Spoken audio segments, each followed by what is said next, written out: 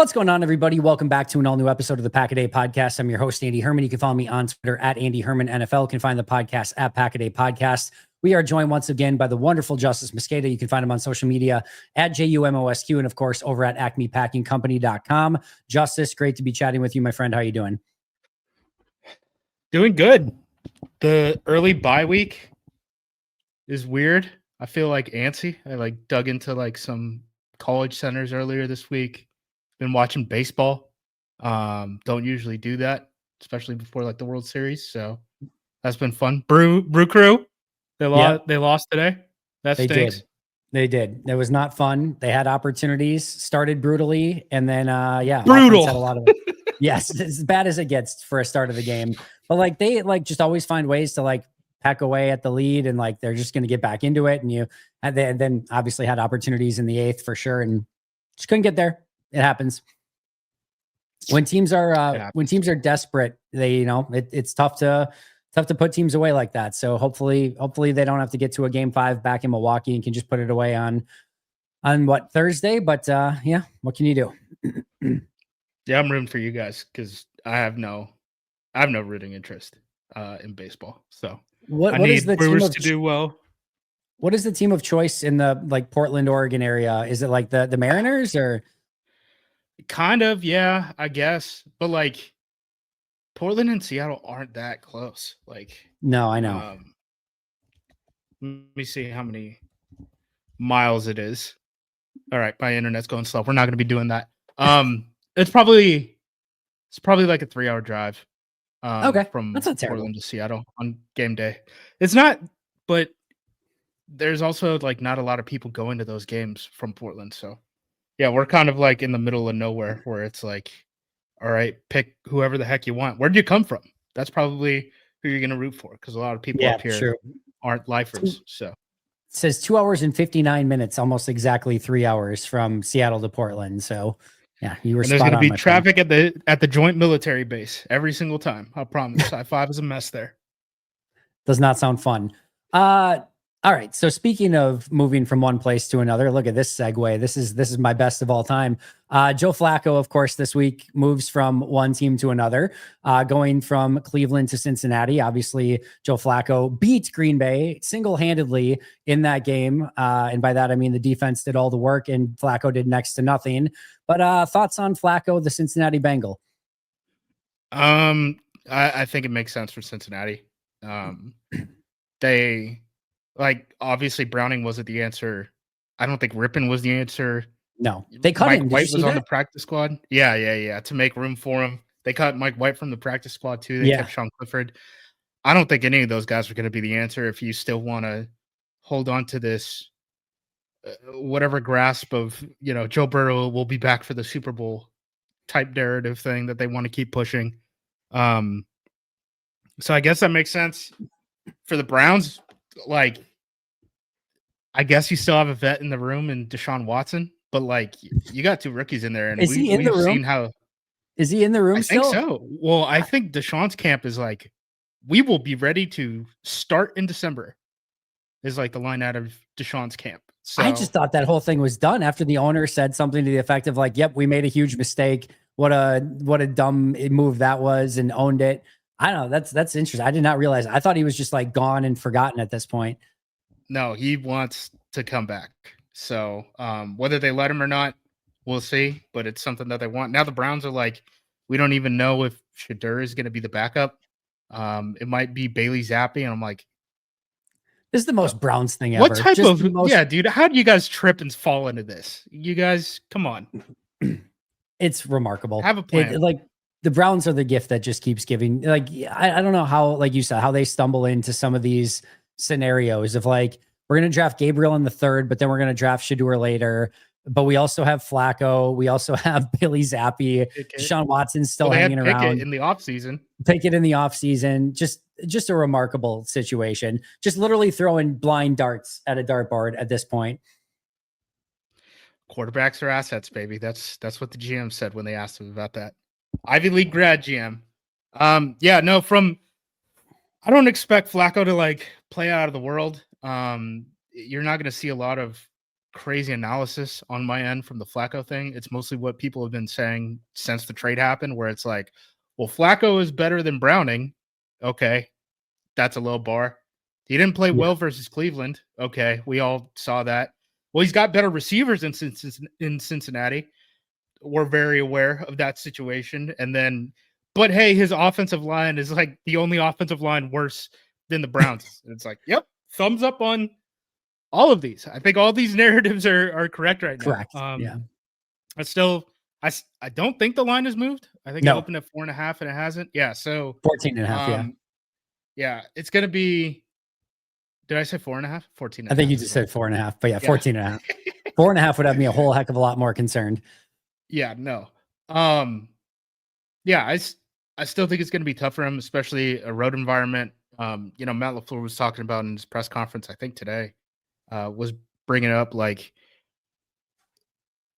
just like the signals and the cadence and all that stuff is going to be a little tick behind, and you're going into a road environment in that type of situation. If you're at Lambeau, please get loud on third downs. That would be great. I got you covered. I'll be in the stands for this one. I got you covered. I will single-handedly make all the noise. Attaboy. Speaking of like weird hand signal stuff, I was watching the Jags Chiefs game. Yeah. And when Lawrence is like checking at the line, so all the receivers, all the offensive linemen turn toward Lawrence to see what he's saying. Travis Hunter is looking to the sideline. So they're having to signal everything in from the sideline for Travis to even figure that stuff out. I thought he was in the offensive meetings and stuff like that. Yeah, I thought so too. I know they said that they did that in Colorado, where they were just like basically rolling them out on game day and we're just flashing them signs and stuff. I guess that's continuing at the NFL level. I don't know. Weird stuff is happening in the league. If you just had 11 guys to signal to each person, you wouldn't even need a play call. You could just have 11 guys on the sideline telling each person what to do. You're all set. Yep. And, college coaches, if you look at their sidelines before, all right, I guess they got the green dot now. But before then, I mean, you'd have all the guys in the multicolored vests and all that stuff. Poster boards, yeah. Do you know the story of the poster boards? I don't think I do. So Frost spilled the beans. So Scott Frost, he ended up being the head coach at Central Florida and then Nebraska. Now he's back at Central Florida. He was the OC under Chip or under Helfrich, but he worked under Chip, I think is how it worked. And he said in one of the clinics that I saw that it was actually a ploy from them. The boards for years didn't do anything. They just put like ESPN announcers and stuff on it because they know that the cameras would catch them.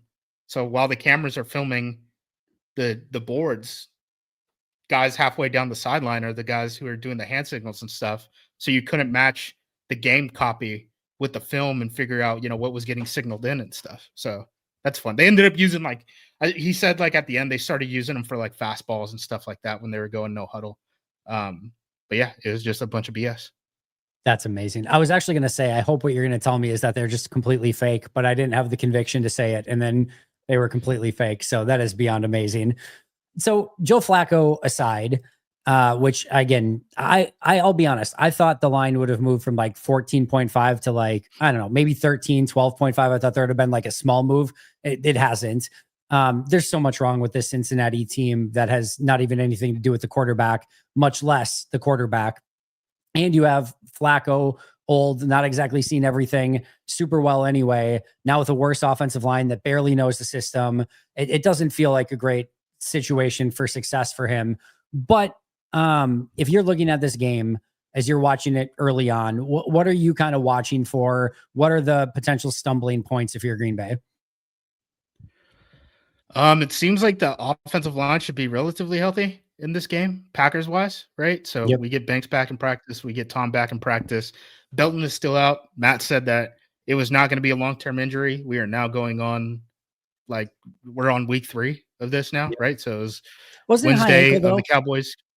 Yeah. Was it? Yeah. I so I mean, that's like a 4-week thing usually, right? If I'm not mistaken. Yeah. So we'll see. I guess so. Wyatt's still out in practice. They said that that's a week-to-week thing. We'll see what happens there. I'm still pretty worried about defensive tackle depth and have been since we've rostered everyone's favorite member of the 53-man roster this year, Stackhouse, at the cutdown deadline. He had I believe, a 20 grade from Pro Football Focus. It was the lowest grade by any individual in any game this season for the Packers. It's not been good. He had to play like 50% of the snaps once Wyatt went down. Wyatt's still not in practice. I reserve the right to be worried about that situation, but the Bengals offensive line is banged up and truly horrible. You'll see a lot of the pass rush win rate stuff because I think that's the easiest stuff to quantify. If you look at their yards per carry, they're like dead last in the league, dude. They are the worst team at running the football too. So it's not just a pass blocking thing with them. It's a across the board. They are bad up front.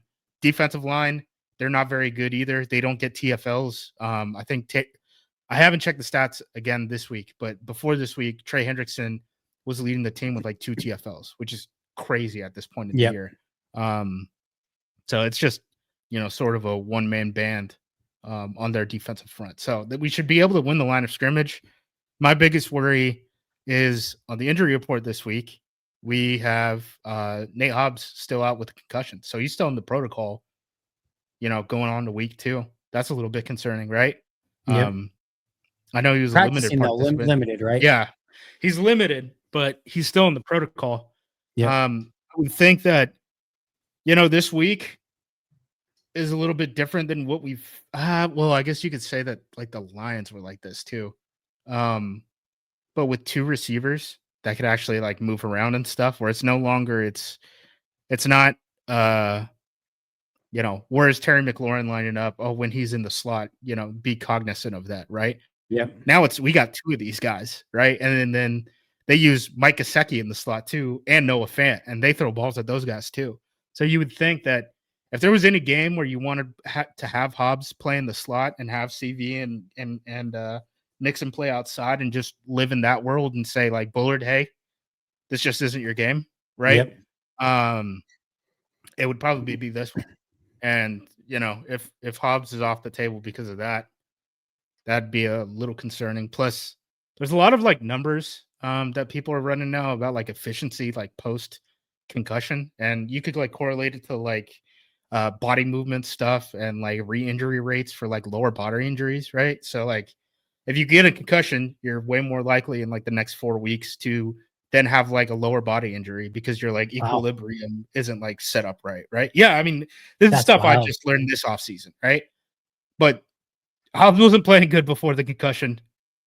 And if he comes back and he starts outside and, goes through the protocol and all that stuff, and, maybe his equilibrium isn't fully right, you're going against T. Higgins and Jamar Chase. That's a level of exposure. I don't know if that wins you the game. I don't know if that makes up for the 14.5 point spread, right? But it's certainly not the best position to be in. So it probably looks something like that, right? Like the star wide receivers going off, Andy. That's the analysis I'm bringing to you this week. No, but it's legitimate. And based on what George Pickens did to the corner room, you're like, well, they've kind of got a couple of those guys that are capable of doing some of that stuff. And now you've got a quarterback in Joe Flacco that is just going to give them some jump ball opportunities every now and again because he might not have any other choice. It's either going to be obliterated by the Packers defensive line because his line can't block up front, or I guess just throw it up for grabs. I could see in this game some jump ball opportunities. So yeah, I know it's like kind of the lowest hanging fruit, but I also think it's the most appropriate analysis in this game of, hey, and I think the weird odd thing about this one is if you look at what Dallas really had success. Now, Dak was awesome. Joe Flacco's not Dak, and I'm not concerned about any of that aspect, but it was George Pickens is like the first receiver in a while that had the ability to kind of tear through this secondary. Well, again, they kind of have that. And again, I'm not saying Trey Hendrickson is Myles Garrett, but Myles Garrett, that Browns defensive line gave Green Bay's offensive line a lot of trouble. They didn't, there's a lot of nuance to that I'm obviously not going into super great detail, but there's a couple things that the Browns and Cowboys did that if there are 2 things that, in fact, it's the only 2 things Cincinnati has is a couple wide receivers like Pickens and a defensive end that's really freaking good. And yeah, like mitigating those 2 things is pretty much the game. If you do that, Cincinnati has no other fastball to throw. It's kind of that or nothing.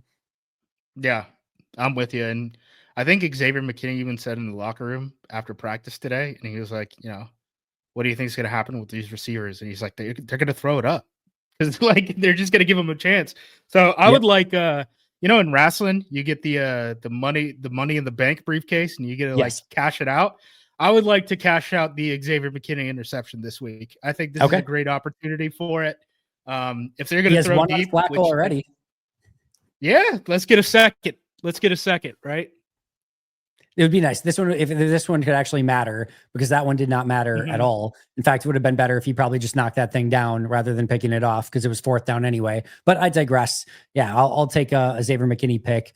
I've talked about too, like, one of the things I'm excited, this team's going to get turnovers at some point. Like, they have a great pressure rate. Pressure usually induces turnovers. Hafley specifically talked about how much more they're punching at the ball this year than they were at any point in 2024. Like, eventually that's going to lean into fumbles and hopefully fumble recoveries.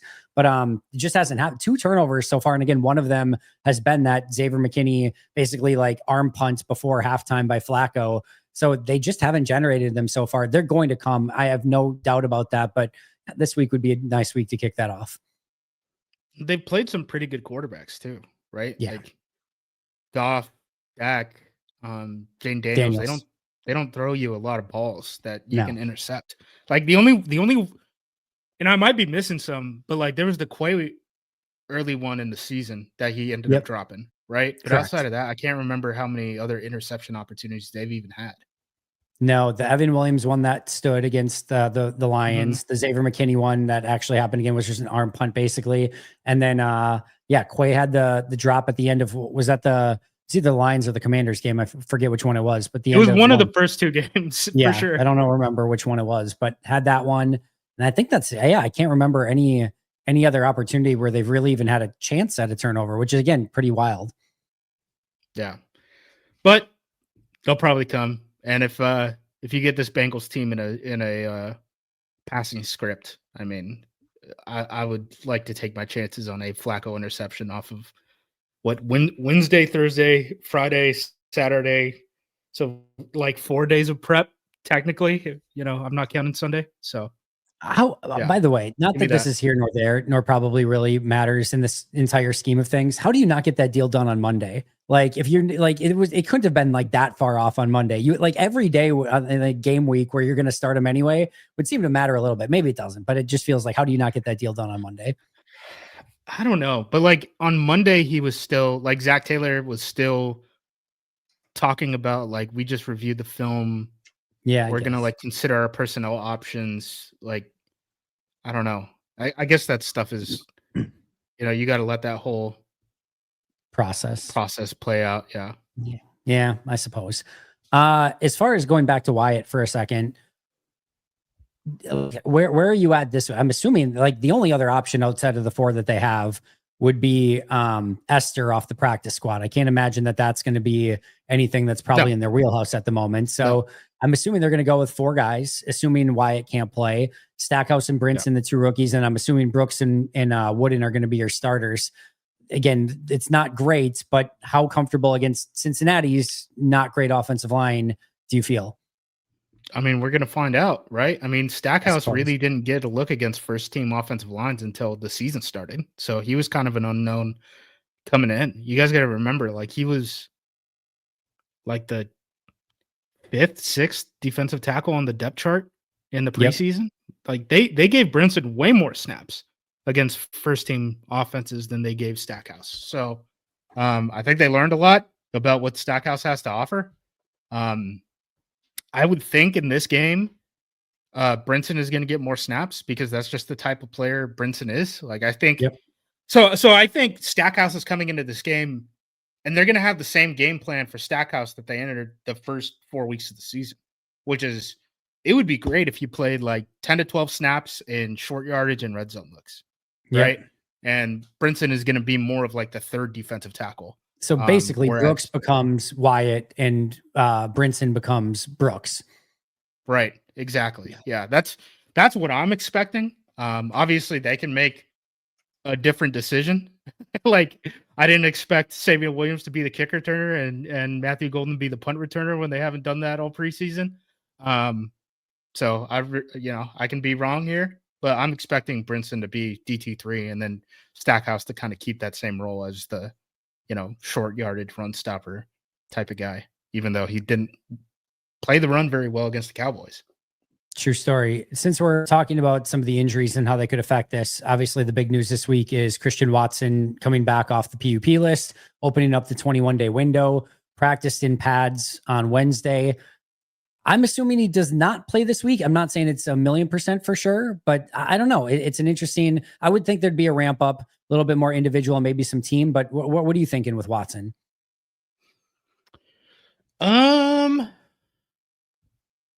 I could see it going either way.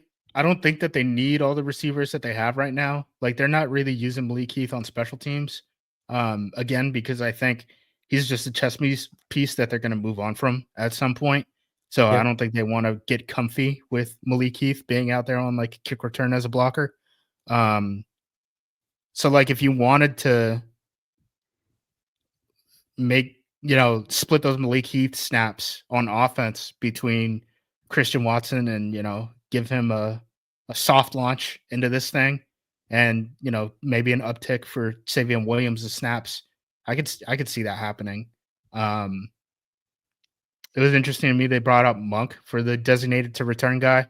I kind of thought it was going to be like Lloyd or something else, but they have 2 open roster spots right now too, and they've held those for weeks at this point. I think. Well, when they called up Brant Banks, they were down to 1 open spot for a little bit. But I mean, they've been holding these 2 spots for call-ups from the injury list for weeks now. So, yeah, I'll be interested to see if they do actually activate him. Let's say he is active for this game. What would be your sort of role that you would use him? Just 10 to 12 snaps, deep guy, a couple, intermediate throws here or there. Yeah, outside receiver. If you want to use him to block and stuff like that, go for it. I can't imagine that they'd be giving him like jet sweeps or anything like that. But I mean, weeks ago, probably, over a month ago at this point, they were like, yeah, he's running full speed at like 23 miles an hour or whatever the heck it was. Right. So who knows how ready he is. I wouldn't be surprised by anything at this point. Like Stephon Diggs is coming back like crazy this year. So the way he's playing is absolutely unreal. I mean, when I saw the Patriots give him that contract, I'm like, dude, he just came off an ACL and you're going to give him, like, he's not young anymore. You're going to give him that deal. And I'm like, all right, I guess I kind of see why you gave him that deal now. He looks phenomenal. He's on pace for like 1,400 yards or something crazy like that. Yeah. That's a smart move by them, I guess, assuming he doesn't get re-injured or something. Let's talk about this because there are a couple of wide receivers out there that I know you have brought up as some potential options for maybe Green Bay to look at. One of them I'm a little bit more interested in than the other. Let's start with Velus Jones, who was a wide receiver kind of / running back-ish / kick returner, punt returner, just let go from the Saints, if I remember correctly. And he would obviously give them both some kick return and punt return juice. Thoughts on potentially going after Velus Jones? Yeah, they didn't waiver claim him, so if they do it, they're probably going to do it on the practice squad in the short term, and then potentially bring him up down the line. Yeah, he was more of a return guy. He's on the older side for sure. Like he was waived, so he still doesn't have his 4 accrued seasons, but he's like 28 years old right now. He is 28. Yeah, he was, he got the COVID year, all that stuff. He was at USC before Tennessee. He was first team All SEC, special teams returner. He was I think he was returner of the year in the special in the SEC too.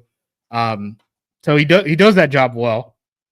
The problem is, he got drafted by the Bears in the 3rd round, and they were hoping that he would be a wide receiver for them, and he just ended up being a return specialist for him. So he's an option, and then the other guy you're probably going to talk about is Treylon Burks, who was he was a kickoff guy his freshman year at Arkansas, former 1st round pick. Both of these guys, by the way, are guys that the Packers have brought in on pre-draft visits, and those guys usually end up in Green Bay at some point. Looking at you, Josh Wiley, practice squad pickup. Looking at you, Darian Kennard, pre-cut down deadline trade, right?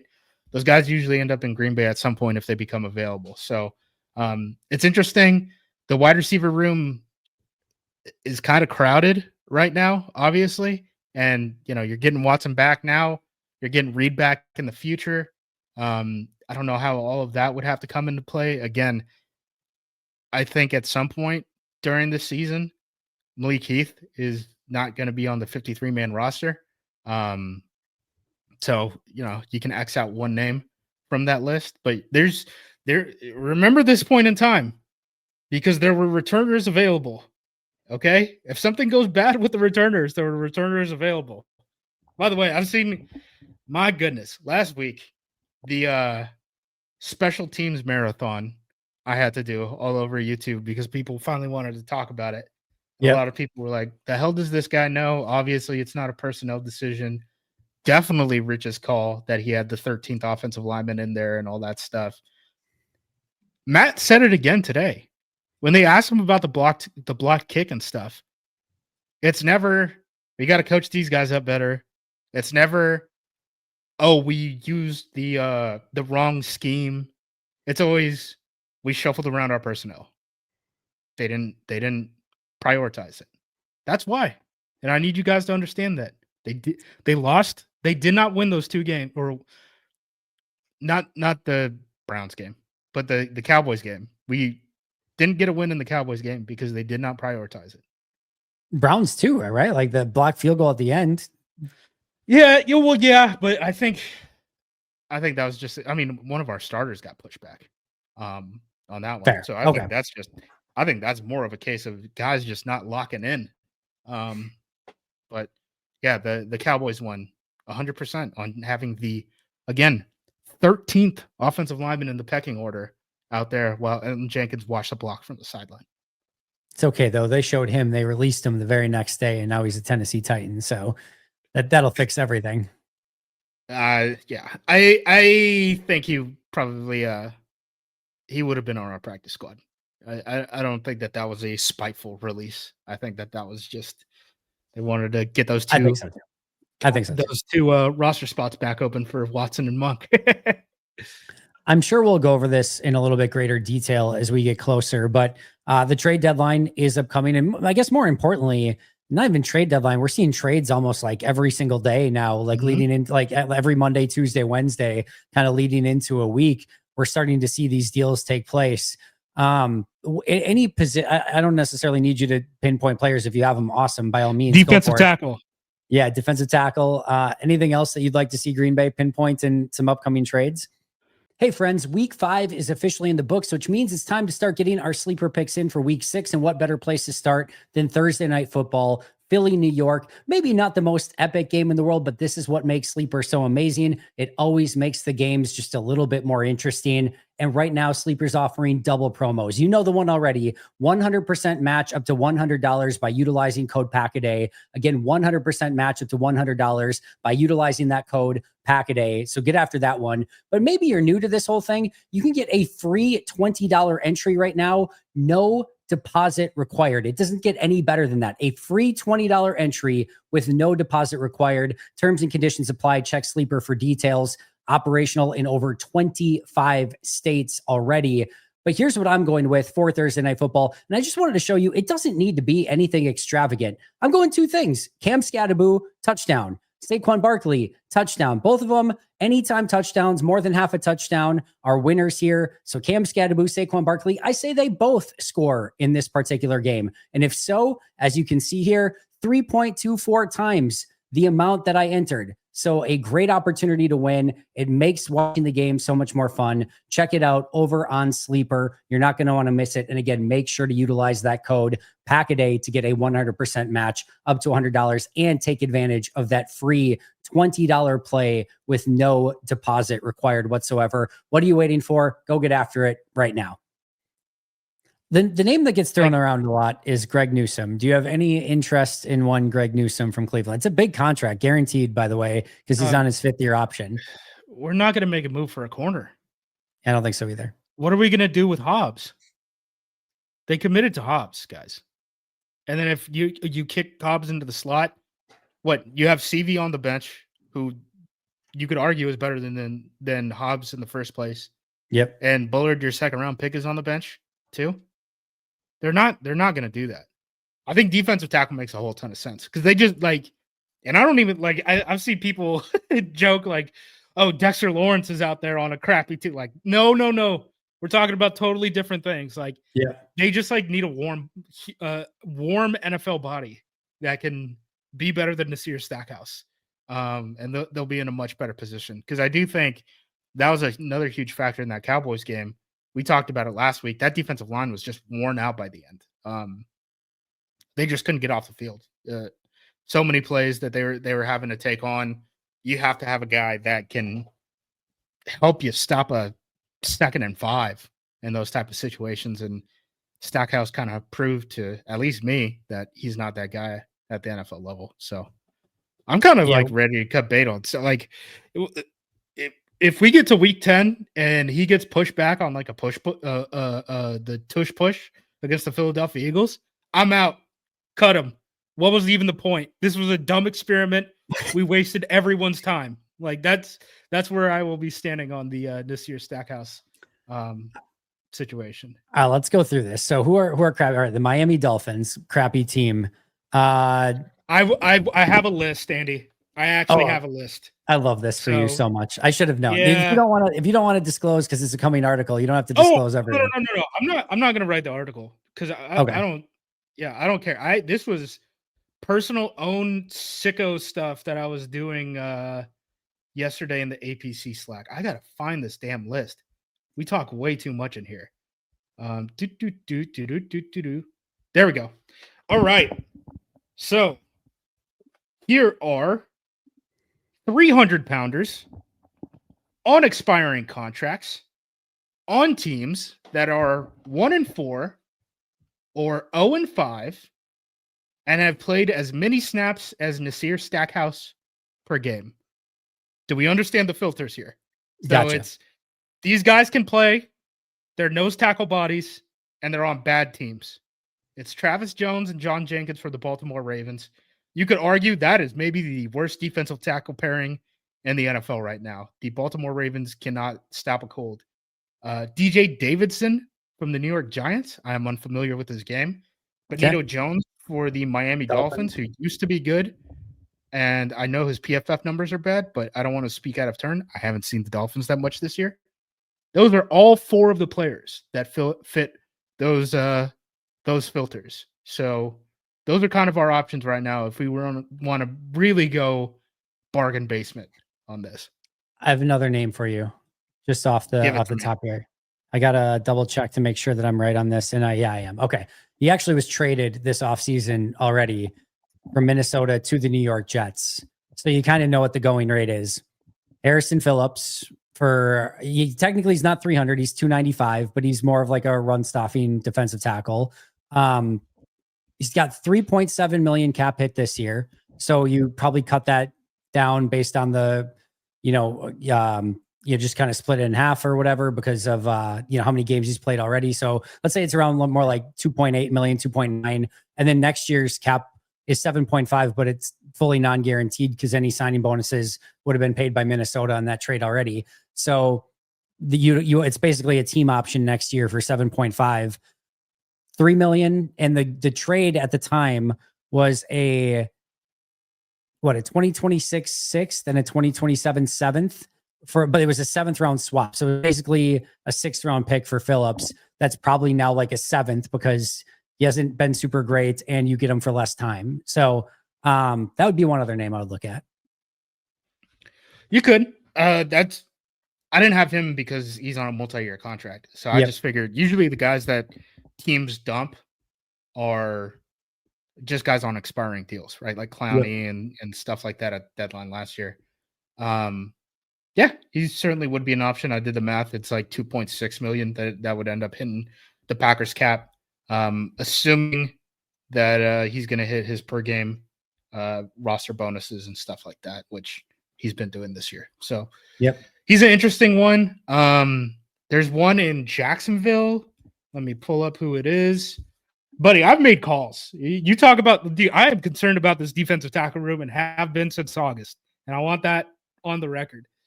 Kalen Saunders. You remember Kalen Saunders who played with the Kansas City Chiefs?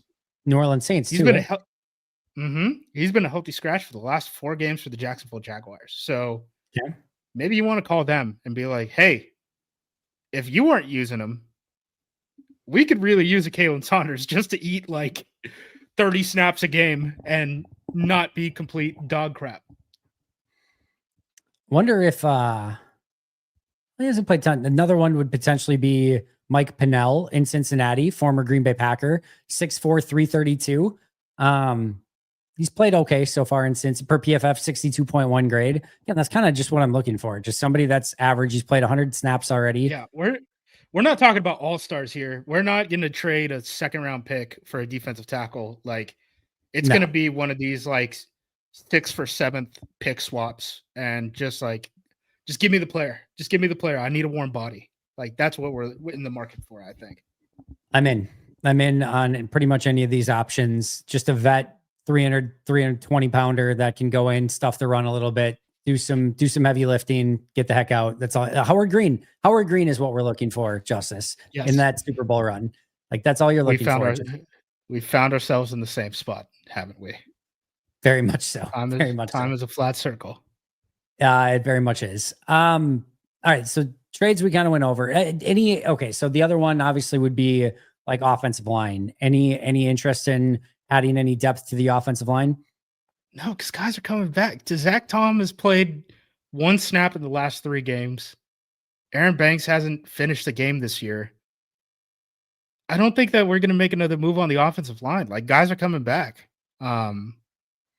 If guys start dropping, if there's like a Jared Valdir type situation where they could pick up like a veteran swing tackle for like nothing, just to add as like the 9th offensive lineman, something like that, I would probably be in on something like that. But I'm with you. Probably doesn't need to be a trade. Yeah, I think the only move that this team has to make right now is defensive tackle, because who knows what's going to happen injury wise down the stretch. Keep your options open for that. Like, God forbid we lose. Like, if we lost both of our corner, like, let's say like Hobbs gets hurt again and then Nixon gets hurt, right? We're immediately into, we got to at least add a corner. If it's not a guy who's pushing Bo Melton, we have to have at least an option after Bo Melton, because we don't think it's Kamal Hadden based on Kamal Hadden season at that point. Yeah, we'll see. So, yeah, I think defensive tackle is really the only one that it's the spot where they can get the most improvement from, or just even adding like one of these expiring veteran contracts. You could really help the team moving forward, because this was a concern of mine in weeks 1 through 3, but I mentioned it, like, it hasn't come up yet, right? But when one of the defensive tackles drops, it's going to get real thin at the defensive tackle position really fast. And we saw that with Stackhouse last week. So, I mean, hey, give Brinson the shot, right? This week, have at it, buddy. This is your opportunity. If you can convince us, you can be the defensive tackle 4, and we can just healthy scratch this year Stackhouse on game days instead of you, then you get the job. But if he can't go, then it's probably I would think the team would start looking at the defensive tackle trade market, and then the Joker pool stick scene, right? Where you break it over your leg and it's like Stackhouse or Brinson. Only one of you are coming out. We're not rostering 6 defensive tackles on this roster as it stands. All right. I know your criteria from earlier, but this dude I'm about to talk about is playing out of his damn mind right now. Even the team sucks, probably wouldn't do it anyway, but he's 30 years old. He's under contract next year as well, but it's reasonable from a acquiring team standpoint. Bunch of dead money. It's what? Calais? It's not. No, it's not Calais. That's a fun one too, though. Calais is one where I'm like, yeah, bend his ear and be like, yo, hey, come here. Yeah. You want to play for a contender? Yeah. Cleveland Browns, Malik Collins, who has been just out of his freaking mind. Playing really well. Yes. Really well. 6'2", 311. Like, just playing some of the best defensive tackle football in the league. If Cleveland's like, he's 30 years old, he's got a year left under his deal, and they're like, he's clearly not in our window. What's the most you would give up for Malik Collins? Man, I don't. It's hard because, like a fifth. I don't think you can give up more than a fifth, because they're going to need these picks, man. Yeah, I know. Yeah, I mean, well, I think they are going to say no because they're beholden to Myles Garrett right now, and I think that's why they've made a lot of these quarterback moves too, where they're like, "Dog, we promised this guy that we were going to contend. I don't know why we promised this guy that we were going to contend. We obviously were not going to contend. So if we start selling the buddies who are lining up right next to him and are playing really well and are overperforming their contracts, what is that going to say to Miles, right? And are we going to have another headache on our case going into the this upcoming offseason? So I just don't think the Browns are really going to do it. We throw on Malik Willis, tell him he's got a quarterback finally in Cleveland, and they can go out and actually win football games. There, problem solved. All right. As we look at the state of the NFL going into Week 6, Packers are 2-1-1. They have the 9th best winning percentage in football at 2-1-1, despite only winning 2 of their 4 games. They are 3rd or 4th, I think 4th in Super Bowl odds per most Vegas sports books, which is really remarkable, all things considered. What are your thoughts just kind of on the state of the league right now and where the Packers sit in the state of the league right now? I think there's a lot of one-score games right now. Like you could look at, like the Rams have lost 2 games. They've lost both games on blocked field goals and punts, right? You could look at the way Seattle's lost. They're 3-2 also. And it's end of game stuff that is wonky. I think it's a lot of sloppy early play in the NFL in general. This year more than most, even though we're accustomed to, seeing September as the extension of the preseason since the 2011 CBA and all that stuff. And fewer and fewer guys who have been through those training camps and banked those reps from before the practice rules changed are now, getting pushed out of the league and all that stuff.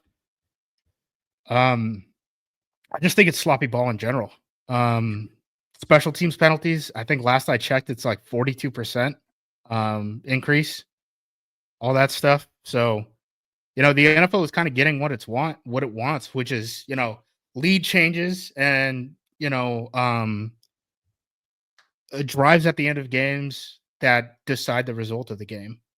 But I don't think we're getting good information on who the best and worst teams in the NFL are right now, because I don't think that there's any that are like head and shoulders above. I think if you're counting week 2 on, if you had blinders on that week 1 slate, you'd probably say the Detroit Lions are playing the best football in the NFL right now, honestly. Yep. But their offensive line was all jacked up from, their first actual game together against the Packers. So does that game count? Does that not count for the evaluation standpoint? It obviously counts in the standings. But moving forward, we've seen so many highs and lows from both the teams at the top of the standings and at the bottom of the standings. That's hard to kind of figure out, like, what are you, right? Like, just think of the Packers, right? Like the Browns game, they can't score any points. They could stop everything. Immediately after that, Cowboys game, just like fireworks on both sides. You can't stop a nosebleed once Devontae Wyatt goes down, but you can score a ton of points, right? Yep. It's just like, well, which one is it? So, yeah, I don't think teams are playing their best football this minute. Everything seems very Jekyll and Hyde at the moment, of just like, you don't know what you're going to get. Also, I don't like the fact that special teams feels more important than ever, and that's just not a good thing if you're a Packers fan. It's never a good thing. I need special teams less important, Justis, not more important. And now we're getting all this stuff where like people are talking about, like, they're like, we're allocating more practice time to like the return game on kickoff return and kickoff coverage and stuff like that. So we're spending less time on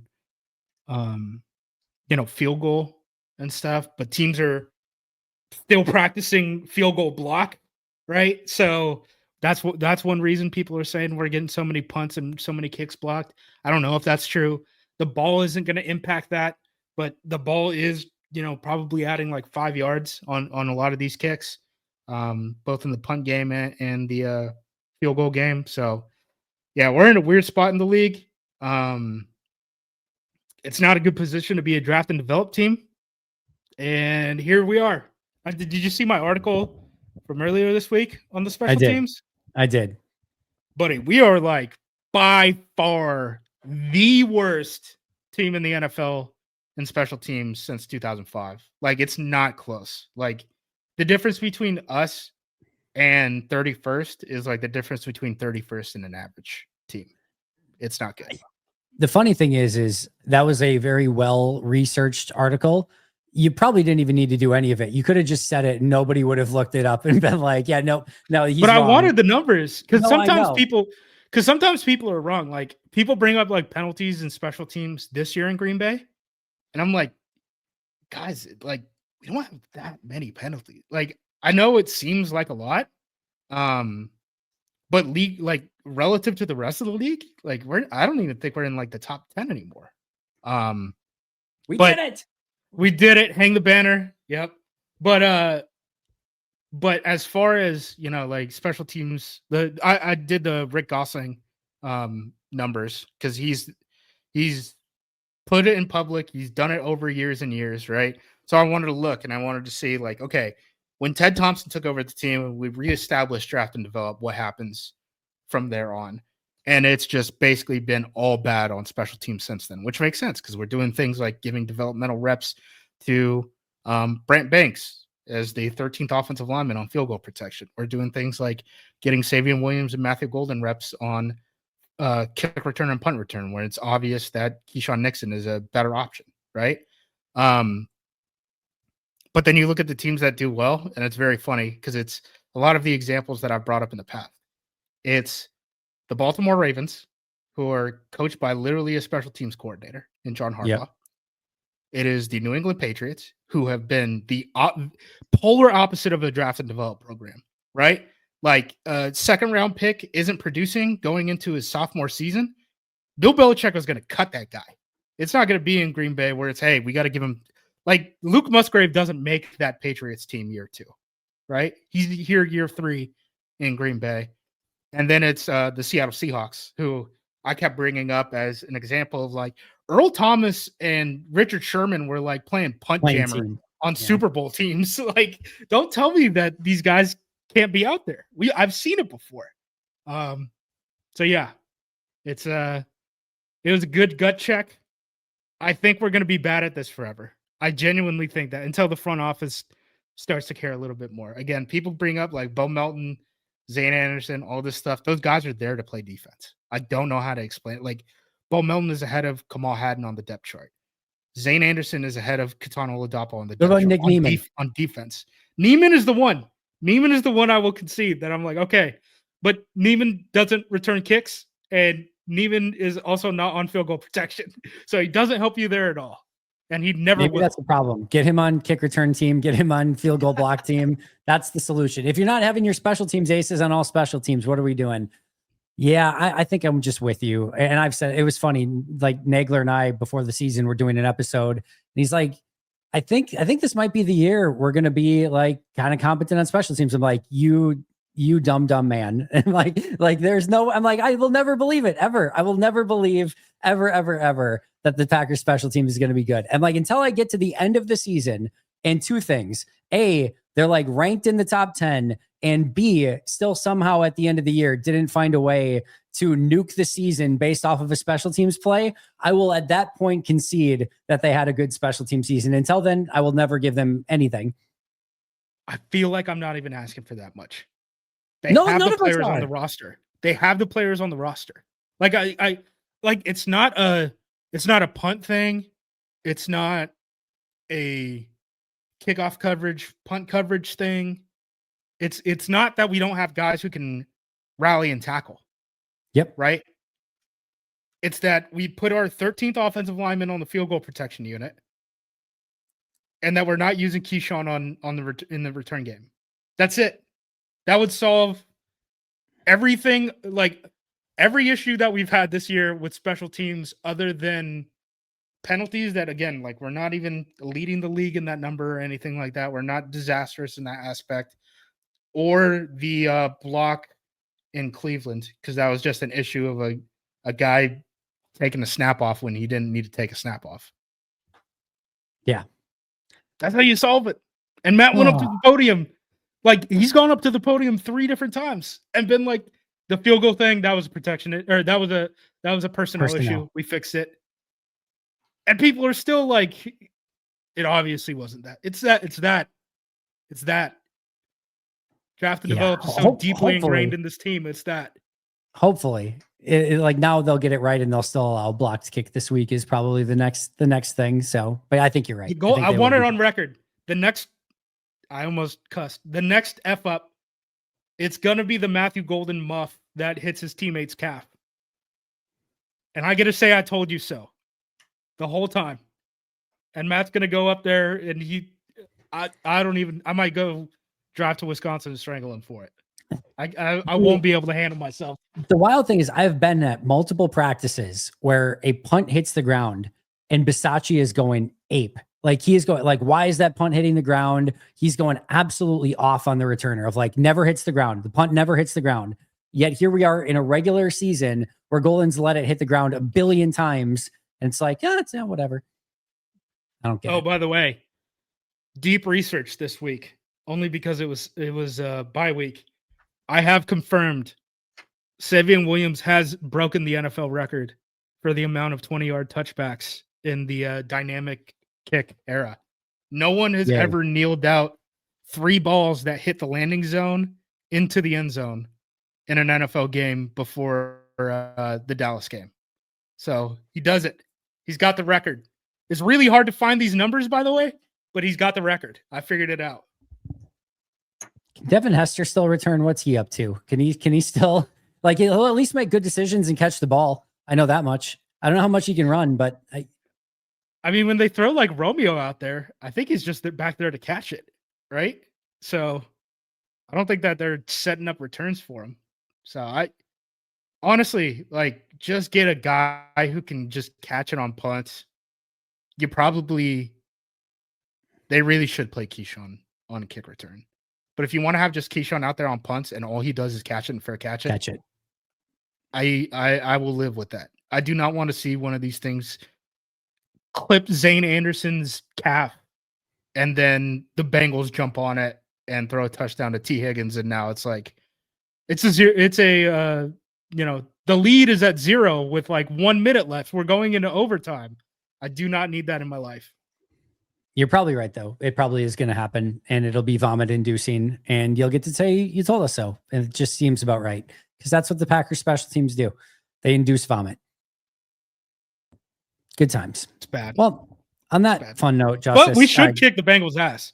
But we should have kicked the Cowboys' ass, and we should have kicked the Browns' ass. So. I don't even want to get into that anymore. Speaking of which, give me your prediction. Bengals Packers. What do you got? Give me a 28-14. We build a lead early. Matt steps off the gas, and Bengals score 1 late. Yeah, that feels about right. Just barely, or like coming a half point under the over under. Everyone is mad. It's a waste of time for everyone after probably midway through the second quarter. Nobody had fun. Yeah. No, we learned nothing. Like we don't feel good coming out of this, and everyone's just focusing on some injury, knocking somebody out for 6 weeks. That's going to be important and needed over the next 6 weeks. That sounds about right. Yeah, that's where I'm at. Tell me something positive before we can't end on a negative note.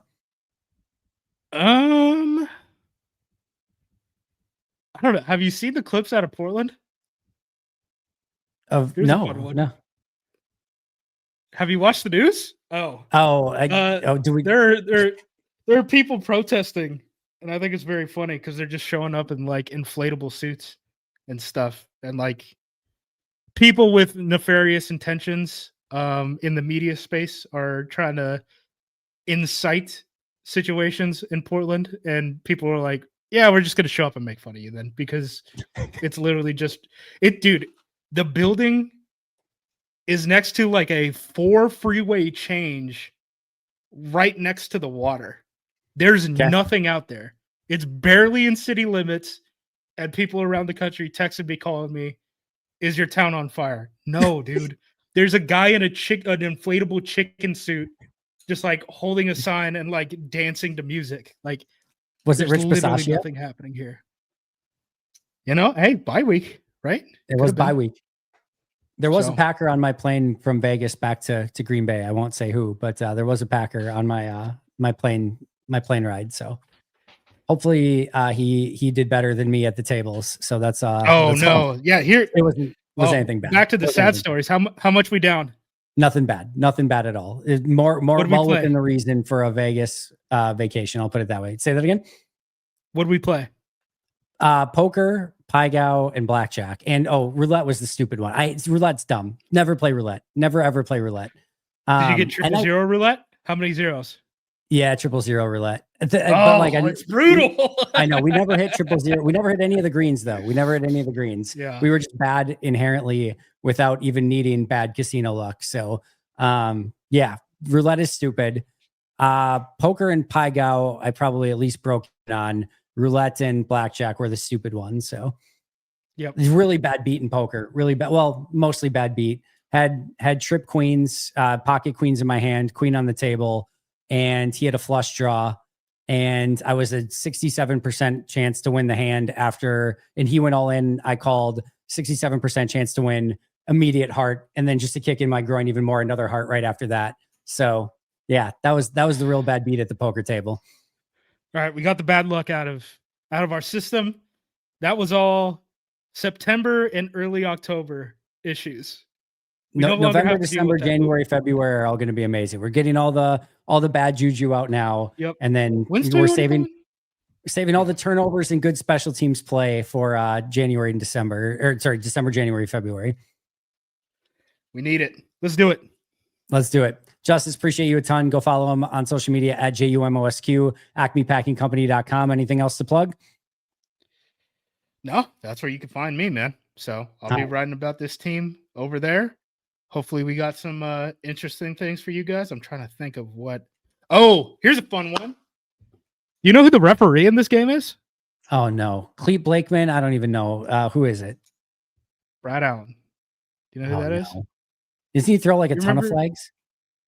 So he was the guy who was the top ref on the Packers-Eagles game where Keyshawn Nixon got the helmet-to-helmet, didn't get it called, fumbled, covered his own fumble, and they still said Eagles ball. So big bum play. I'll probably write that up tomorrow. He'll make it up in this game once the Packers are already up 42-7, and then he'll give him a bonus fumble recovery or something when it's completely not needed. I'll take an easy win. I'm in the mood for an easy win, Andy. I'll do it. All right. Deal. Well, I'm going to be in the stand, so I'll do everything I can. I'll yell down to Matt if anything's going wrong. Again, follow him on social media at JUMOSQ, Acme Packing Company. The whole team does such amazing work. If you're not checking them out daily, you're doing it wrong. Find me at Andy Herman NFL, of course, at Pack a Day Podcast as well. That's going to do it for us. But until next time, and as always, go Pack-Go.